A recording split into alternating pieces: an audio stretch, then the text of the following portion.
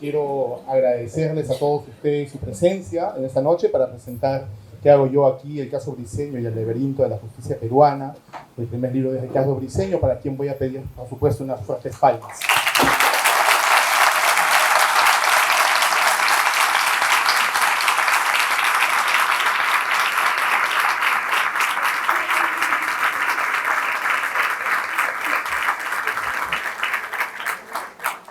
Muy merecidas las palmas, Ricardo. De hecho, con lo que nos compartiste esta tarde en el equipo, tenemos un grupo de WhatsApp donde nos compartimos todas las noticias y ustedes ya saben que hay esta noticia del juzgado, ¿no? Que vamos ya llegando al final de este vía crucis que sin duda ha sido esta acusación. Pero bueno, quiero agradecer también a Felipe Ortiz de Ceballos y a Chichi Valenzuela, permítanme la confianza, Cecilia, entre equipeños. Por participar de esta mesa y bueno, por supuesto a la librería El Virrey, que nos brinda ese espacio para poder conversar sobre este libro que creo que va a ser muy importante para entender cómo funciona nuestro sistema de justicia en nuestro país. Así que nada, les agradezco a todos ustedes y pido unas fuertes palmas esta vez para toda la mesa para que pueda comenzar Felipe Ortiz.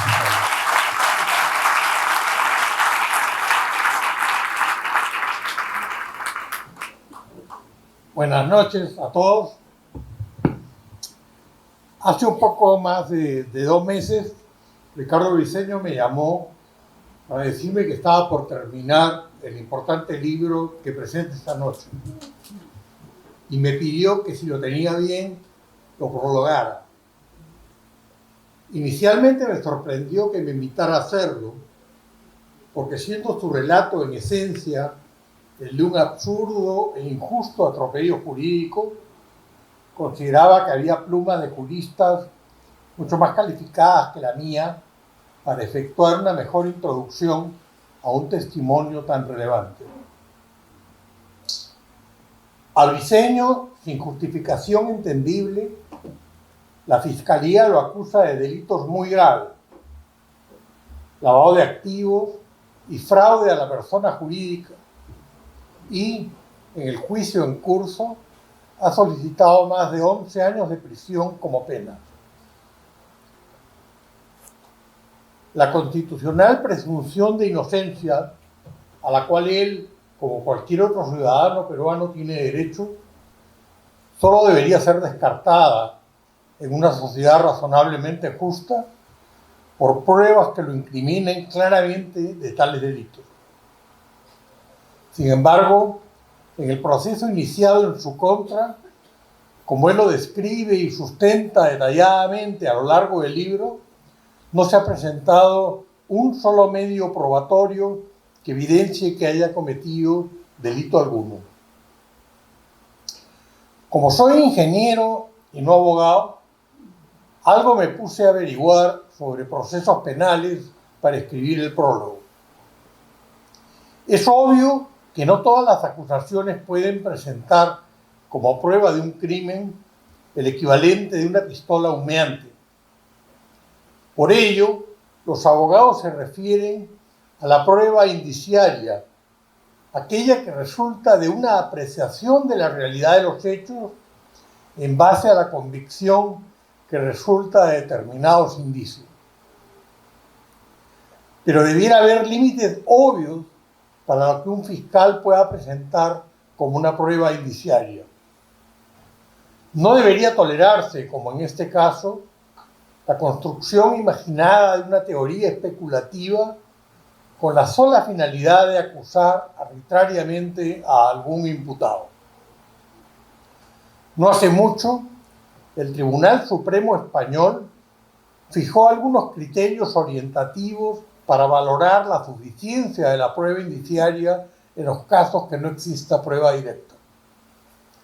Por ejemplo, afirmó, cito, la sospecha no es indicio. Otro criterio establecido fue, cito, los fallos no pueden basarse en las creencias, sino en los convencimientos. También planteó que, cito, debe existir una pluralidad de indicios que se alimenten entre sí. Por último concluyó, cito, Para que una tesis acusatoria pueda prosperar, se debe exigir una probabilidad prevaleciente con respecto a aquellas otras hipótesis explicativas de los mismos indicios, entre las que se puede contar la tesis fáctica de Descartes. Ninguno de estos criterios los cumple la acusación contra Ricardo Briceño, una inmersa en una vorágine de múltiples acusados y miles de supuestas pruebas que el juez encargado del control devolvió 22 veces a la Fiscalía por sus evidentes errores. Constituye una vergüenza para el Poder Judicial que en tales condiciones de arbitrariedad e incongruencia se le haya pasado a juicio. Con tal precedente, cualquier ciudadano podría ser sometido a una frondosa, costosa e interminable investigación en función de la mera hipótesis que un fiscal forme en su mente a raíz de sus propios prejuicios. Nada más lejano a cualquier idea de justicia. En otro reciente caso mediático, se ha condenado a 2 honestos exfuncionarios del Estado solo porque una supuesta y no comprobada complicidad constituía un requisito para que la Fiscalía pudiera elevar la pena a otro acusado de corrupción. En cualquier sociedad democrática resulta importante que el ciudadano medio tenga un conocimiento y una conciencia básica sobre la importancia y naturaleza del sistema de justicia, de sus derechos y deberes ante él. Cuando ello sucede, los cargos de jueces y fiscales generan un marcado prestigio intelectual y social. Por ello, lo suelen ocupar profesionales del tercio superior de las mejores facultades de Derecho. Ese tal vez sea el principal y sutil requisito para contar con un buen sistema de justicia en cualquier país. En Estados Unidos, las universidades de Harvard y Yale se vanaglorian del número de magistrados formados en sus aulas que llegan a ejercer como vocales en la Corte Suprema. No es nuestro caso. En el Perú contamos con 18 vocales supremos y cada uno de ellos gana más que el presidente del Banco Central de Reserva. Y a pocos les importa dónde estudiaron. Incluso si con sus retratos se elaborara un geneograma y este se repartiera entre los estudiantes de las facultades de Derecho, se contaría con los dedos de la mano los que podrían completar el nombre de todos ellos. Esta noche, en esta misma sala, apostaría que son muy pocos los que podrían recordar el nombre de 5 vocales supremos. Y esta semana se elige al próximo presidente del Poder Judicial, pero la sociedad está en otra. En parte por ello, tan pronto se supera en el Perú la jurisdicción del juez de paz, la justicia termina siendo, para el ciudadano medio, un sistema incomprensible, por lo cual debe recurrir a los costosos servicios de uno o más abogados para navegar interminablemente por un laberinto bien enredado, poco eficiente y bastante ineficaz. Un indicador: nuestras cárceles albergan a cerca de 100.000 internos, de los cuales más del 35% aún espera sentencia. En una sociedad más sana, como es Uruguay, por ejemplo, este porcentaje es solo un dígito. En el Perú, la mayoría de los jueces y fiscales suelen ser abogados egresados de facultades con bajas exigencias académicas, incluso de universidades truchas, que muchas veces les venden de manera interesada y sin mayores escrúpulos diplomas y tesis. Reestructurar esta realidad es fundamental para nuestra democracia y va a tomar largo tiempo y mucho esfuerzo. Algunas de las reformas que se han intentado aplicar suelen ser resistidas o saboteadas por quienes actualmente se benefician del statu quo, incluyendo abogados exitosos y funcionarios que ya saben cómo manejarse con astucia en él. A Ricardo Briceño, como escribo en el prólogo del libro, lo conozco desde nuestros años universitarios en la UNI, hace ya más de medio siglo. Somos contemporáneos.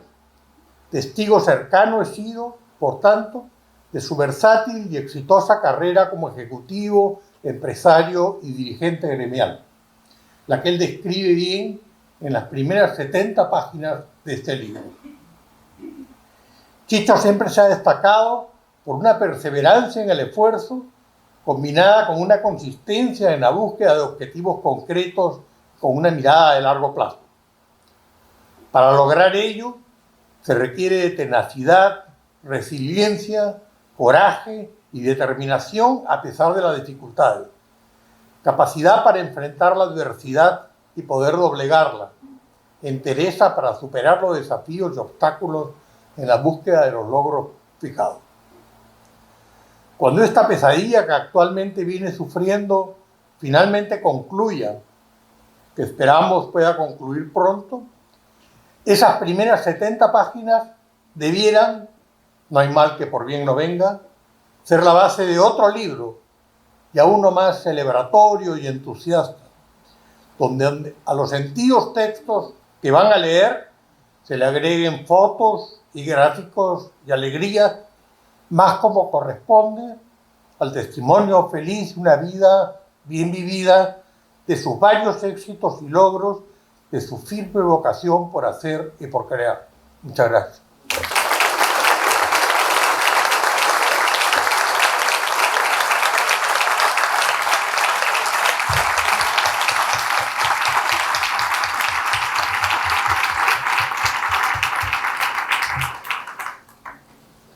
Bueno, apabullada por la ciencia que Felipe le aplica a todo. Me toca Chicho. Bueno, tengo que decir que me emocioné muchísimo cuando Ricardo, Chicho, todos aquí somos amigos, me llamó para pedirme que comentara este libro que acaba de lanzar y que me parece fundamental compartir, leer, divulgar. Creo que es muy importante que cada uno de nosotros lea el libro y lo comparta y lo reparta, porque este libro no es solamente un testimonio, es también un grito. Es un testimonio de vida, de pasión y de calvario. Cuenta la vida de Ricardo Briceño, un peruano trejo, valiente, que nació en Arequipa, en el cálido valle de Camaná, que estudió su carrera profesional en la UNI, en Lima, y que se hizo a punta de tesón en Europa, estudiando una y otra maestría. Lo que decía Felipe es cierto. Cuando esta pesadilla termine, toda la primera parte de este libro debería servir para tantos y tantos jóvenes que tienen que aprender de ejemplos como el que Chicho va a dejarnos. También es la historia de un hombre que ama el Perú, su patria, por la que siente una verdadera pasión, una patria a la que regresó a trabajar con su familia cuando todos eran muy jóvenes, en el peor momento cuando Sendero Luminoso le había declarado la guerra y había convertido el país en un valle de lágrimas. Cuando muchos profesionales con las posibilidades y la talla de Ricardo Briceño se iban, él y su familia regresaba y se quedaba. Dueño de ese coraje, naturalmente construyó una carrera, una reputación, dos empresas. Y como buen empresario, compartió su éxito y su experiencia, hizo actividad gremial, siempre mostró preocupación por la ética y los valores. Los periodistas que tenemos años en el oficio y lo conocimos en mi caso no solo por arequipeño, sino también por periodista, lo hemos visto proceder siempre con corrección, con calidez, con dignidad, con valor. El valor que ha mostrado a la hora de enfrentar el calvario del que también trata este libro y que refleja un aspecto brutal de nuestro país, del Perú que Ricardo ama, pero que también avasalla, duele y avergüenza. Un aspecto que parece surrealista, absurdo, el de la arbitrariedad, la injusticia, el sesgo ideológico, la rivalidad social y la politiquería. Este libro que hago yo aquí es en realidad, como les decía al inicio, un grito discreto, sobrio, estoico como su autor, pero un grito de una víctima de una gran injusticia, una víctima sometida por el poder de unos fiscales que no merecen el cargo que tienen, que no califican para ocupar la posición que en este momento ocupan. Porque a estos fiscales no les interesa la verdad ni la ley. Porque cuando empezamos a ver en profundidad lo que han venido haciendo, uno entiende que están porque están y donde están para hacer política, y una política de quinta categoría. Fiscales como José Domingo Pérez, voy a decirlo y a publicarlo varias veces, que no tiene reparos en consignar mentiras en sus actuados judiciales, que convierte sus especulaciones en pruebas, que califica sus prejuicios sociales y políticos como argumentos jurídicos, que inventa hechos y que para construir un caso destruye vidas. Lo ha hecho con Ricardo Briceño, lo ha hecho con Alberto Pasco Font. No le ha interesado si es verdad lo que él ha especulado, si algo de justicia, si algo de cierto hay en lo que él ha desvariado. Lo que él necesita es armar un caso. Y para conseguir un objetivo, sacrifica la vida, la reputación de personas honestas, de personas dignas, y mejor para el fiscal Pérez si estas personas son exitosas, porque tiene un problema serio y psiquiátrico con el éxito. El sesgo y el abuso es latente en el caso que incrimina injustamente a Ricardo Briceño. Y aún así, Ricardo Briceño termina su libro diciendo esto: quisiera que cuando mis nietos compartan este libro con sus hijos, el Perú haya logrado convertirse en un país mejor, más justo y más seguro. Un país democrático donde al ciudadano se le respete. Un país del que no haya que huir para salvarse de abusos y violencias. Quisiera que lo lean en el Perú, porque se quedaron aquí y apostaron por su país. Quisiera que como yo confíen en su país y en su gente, y se sumen a la labor de lograr un desarrollo equitativo que se traduzca en bienestar para todos, en educación, en salud, en riqueza, en empatía, en la convicción de que el compromiso es mantenernos unidos y que para lograrlo hay que trabajar con una misma visión. Quisiera que no tengan miedo, sino orgullo, que no lamenten lo que perdemos en batallas absurdas, sino que celebren lo que ganamos cuando la misión se cumple con esfuerzo, honestidad, rectitud y sentido de justicia. Y quisiera haber sido absuelto para celebrarlo con ellos. ¡Caray, Chicho!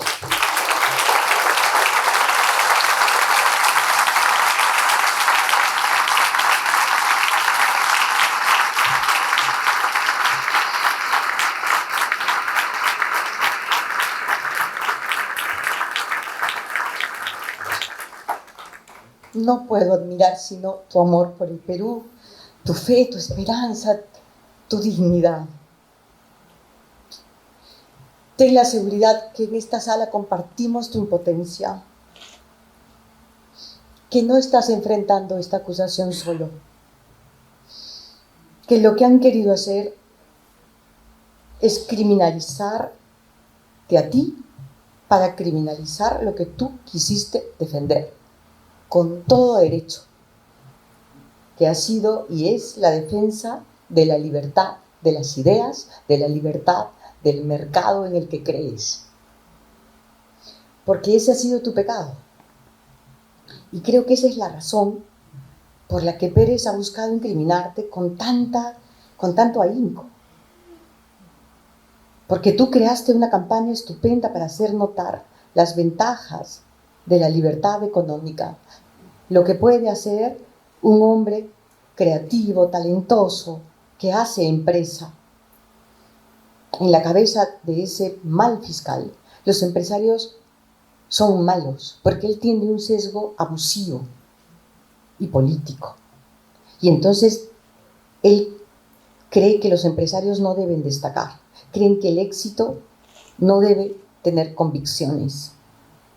Es una pena, es una vergüenza que esas personas tengan el poder de lastimar a gente como tú. Pero quiero decirte, y creo que hablo en nombre de la mayoría de las personas que están aquí hoy, y de muchísima gente, Chicho, que no está solo, que si hay que plantarnos en la puerta de la Fiscalía para hacer valer nuestra presencia y tu nombre, yo creo que vas a tenernos junto a ti. Quiero decirte que te admiro y que te aprecio, que respeto el valor que has mostrado y sobre todo tu calidad de peruano. Gracias, Chicho. Gracias por dejarnos este lugar.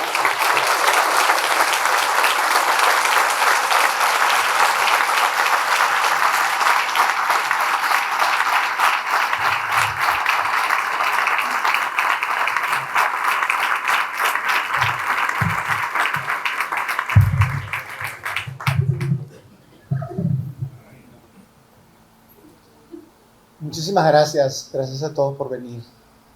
Yo no tengo un papel ni un speech preparado. ¿Por qué? Porque lo he preparado durante 7 años de calvario. ¿Qué les puedo decir? ¿Por dónde comenzar? Tal vez comenzar por decir, ¿por qué escribí este libro? Para comenzar, como dice Felipe, como dicho Chichi, comencé porque mis nietos me preguntaron, abuelo Chicho, y yo soy el abuelo Chicho. Queremos saber de tu vida, cómo conociste a Mamú, cómo hiciste tus estudios, etc. Y así comenzó, porque creo que efectivamente cuando uno ha hecho una carrera a fuerza de esfuerzo, ganándose, como digo en el libro, trabajando con el otro y no contra el otro, llega un momento en que mira para atrás y se dice, a ver, ¿qué cosa he hecho yo? ¿Qué me toca hacer ahora? Y en esas estaba yo hace 6 años. Había culminado una exitosa carrera como funcionario internacional. Había culminado una carrera, una actuación como líder gremial. Participaba en directorios de las empresas más importantes del Perú. Tenía una familia constituida, mis nietos, mis hijos creciendo. Tenía algo de qué enorgullecerme. Mirar para atrás y decir, yo he hecho todo esto gracias a mi esfuerzo, era algo sumamente importante. Y era el momento de decir, y ahora es el momento de gozar de la vida que me merezco, porque me la he ganado. Sin embargo, un 28 de febrero del año 2018, cayó una bomba. Un delincuente que se llama Jorge Barata hizo una declaración ante la Fiscalía en la cual tangencialmente me mencionó. Dijo que él había sido invitado a una reunión en Confiep, donde yo era presidente, que no era cierto, donde se pidió dinero para la campaña de la señora Fujimori, lo cual era totalmente falso. Esa sola declaración cambió mi vida. Esa sola declaración arruinó mi vida. ¿Por qué? Porque un fiscal politizado, ideologizado, la tomó como cierta, la tomó como verdad. Leyó los periódicos, ni siquiera la declaración, leyó los periódicos y dijo, aquí hay un culpable. ¿Quién es el culpable? Ricardo Briceño. Ese es un culpable. Haciendo una parodia con lo que dijo la presidenta de la República, efectivamente se quitó la venda de los ojos, la venda de la justicia, me miró y dijo, este es culpable. Y no ha cambiado. En aquel entonces, en el año 2018, esa acusación tonta era ridícula. O sea, me reía, ¿no? ¿Qué tiene que ver esto? Cuando me llega la acusación ya no era solamente que yo había pedido dinero, sino que había hecho un cóctel fujimorista en mi casa. El número que ponían no era el número de mi casa, era el número de la casa del frente. Mi casa no estaba construida. Decía que el partido al cual yo había aportado dinero no lo había reportado a la OMPE. Claro, él estaba buscando en las fichas de Fuerza Popular y yo había aportado a PPK.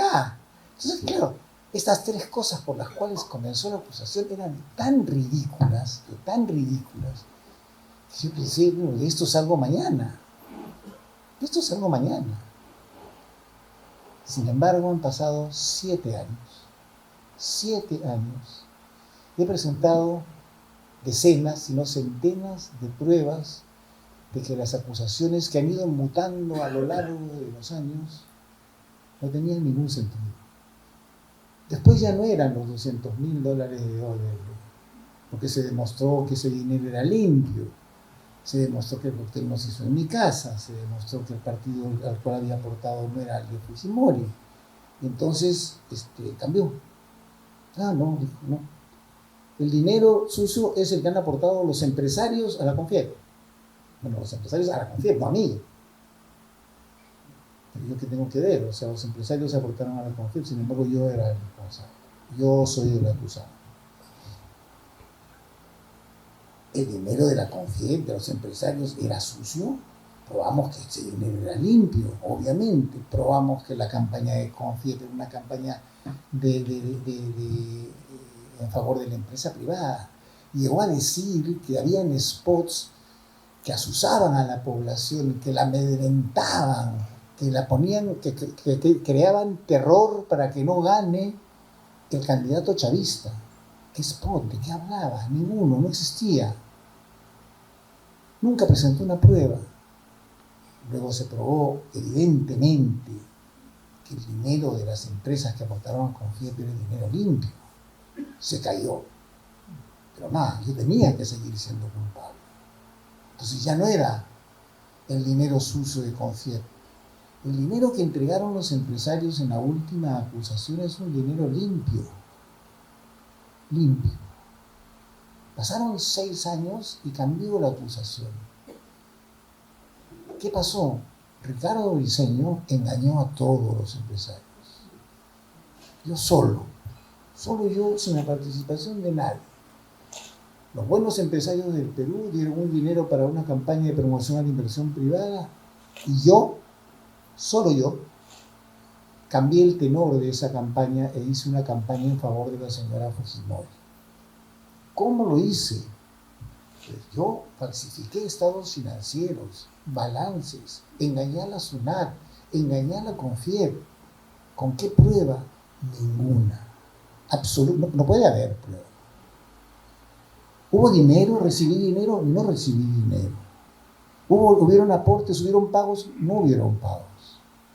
Entonces, pueden imaginarse ustedes la impotencia mía, del abogado aquí presente, de presentar pruebas y que no se escuchen, Podíamos hablar en alemán, en ruso, en kiswahili, en las audiencias. Nada de lo que dijésemos tenía valor. El Señor insistía en eso. Además había un absurdo. A ver, la acusación es que yo engañé a los empresarios para hacer una campaña en favor de la señora Fujimori. ¿Para qué? ¿Para beneficiar a los empresarios? Ya nadie entiende, ¿no? O sea, yo te engaño, hago una campaña para favorecerte. Ni siquiera sé cómo defenderme. Entonces, este es un resumen apretado de lo que hemos ido pasando a lo largo del tiempo. Pero aquí hay un error en la apreciación. No es el fiscal José Domingo Pérez. Él no está solo. No es él. A lo largo de un proceso judicial hay diferentes etapas. La etapa preliminar, la etapa preparatoria, la etapa de control, la etapa intermedia, la acusación, el juicio, etc. Hay diferentes actores.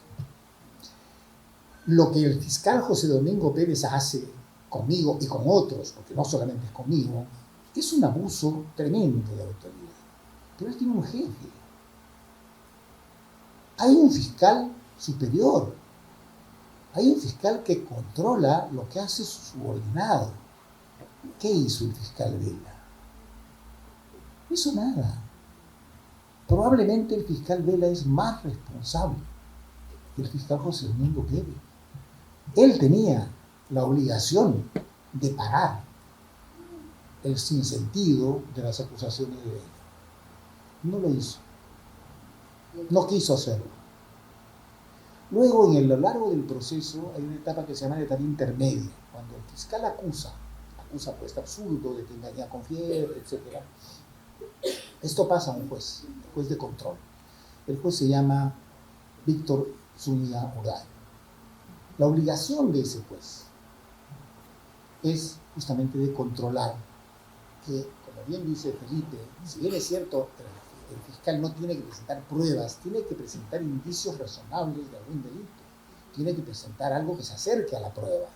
No puede decir que yo falsifiqué estados financieros cuando hay auditorías que dicen lo contrario, cuando hay declaraciones del propio afectado que dice que no ha habido nada, cuando hay declaraciones de otra fiscalía que dice que se cae el caso. Es decir, hay pruebas contundentes de que no ha habido la comisión del delito y el juez no las tiene en cuenta. Eso, mis queridos amigos, es aún más grave. Pero no es una persona. Estamos hablando ya del sistema de justicia de nuestro país. Pero no es solamente eso. Obviamente, ante la mala actuación del juez Zúñiga, nos fuimos en apelaciones ante sus resoluciones, donde la verdad es que uno lee, y ustedes verán en el libro, las resoluciones son unos galimatías que nadie entiende. Nos fuimos en apelación hacia salas superiores y la cosa no fue diferente. Tampoco conseguí, al subir a una sala superior o varias salas superiores, que se escuche, que se haga caso de la verdad. He llegado últimamente hasta la Corte Suprema Constitucional. La semana pasada, la Corte Suprema Constitucional ha emitido una resolución de amparo.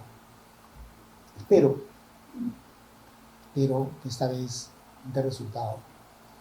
Pero yo sí quiero denunciar aquí, y el libro lo denuncia. No esperes. La justicia peruana está podrida.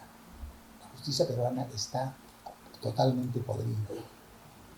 Hay un sesgo político tremendo. El caso Lava Jato probablemente sea el caso de corrupción más importante de la historia del Perú. No es un caso solo en el Perú, es un caso mundial. ¿Qué pasó en el Perú? ¿Qué hicieron los jueces y fiscales? ¿Pusieron la puntería en los corruptos que recibieron las coimas de Odebrecht y de otras empresas? No. Se fueron a buscar el tema político, el financiamiento de campañas políticas, el financiamiento que unos empresarios pudieron haber dado a un partido político. ¿Es eso Lava Jato? ¿Es esa la corrupción que tenían ellos que buscar? ¿O son las coimas como la de Toledo, por ejemplo?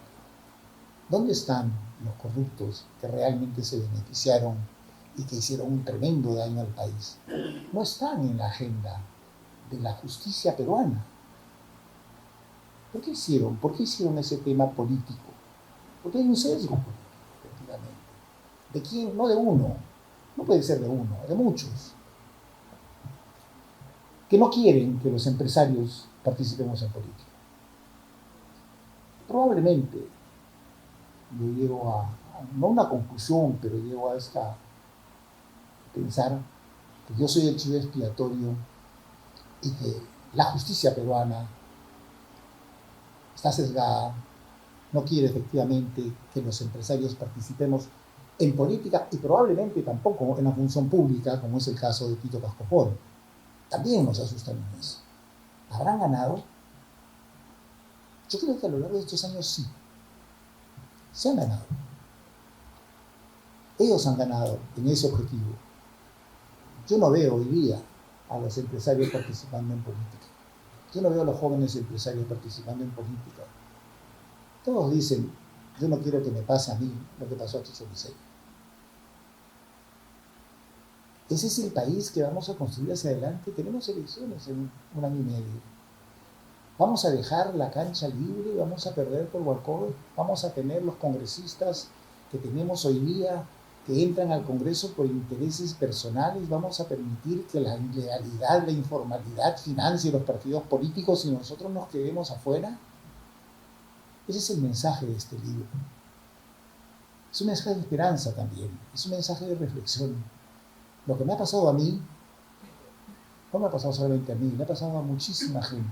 No es el caso de Ricardo Briseño, es el caso generalizado de una justicia politizada, sesgada, que si fuese una dirección política en favor del país, no lo es. Es la destrucción total. Últimamente hemos visto la destrucción de todas nuestras instituciones.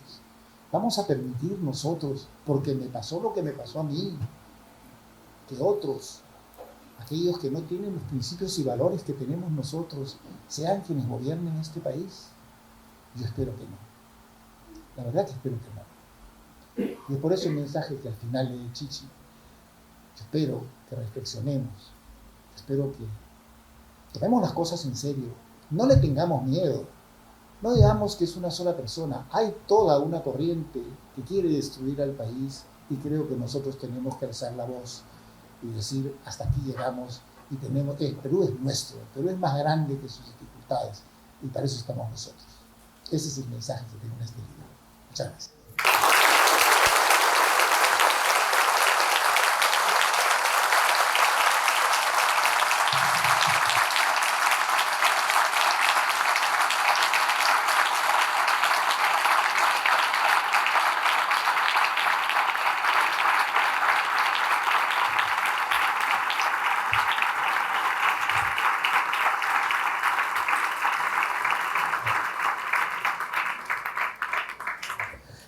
Muchísimas gracias a todos ustedes, muchísimas gracias Cecilia, Felipe, por sus palabras y nada, queremos agradecerles nuevamente a ustedes por la paciencia, por estar aquí presentes, por hacer de este evento significativo, en verdad significativo y agradecer, no sé Ricardo, ¿tienes algún agradecimiento final? Sí, por supuesto. El agradecimiento primero es a todos ustedes por haber venido, pero también un agradecimiento a Penguin House por haber aceptado publicar este libro.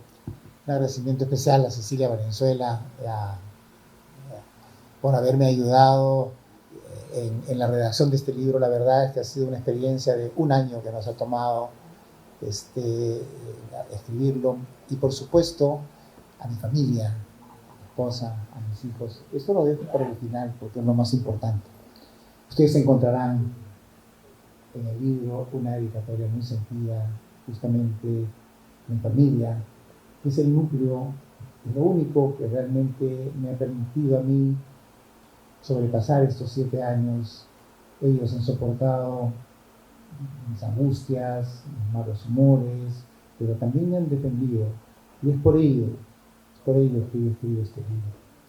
Es el mensaje a mis nietos, el mensaje a mis hijos, es el agradecimiento a Muriel que ha sido siempre mi compañera de 50 años, mi apoyo incondicional, y yo pido para ella y para mis hijos un aplauso.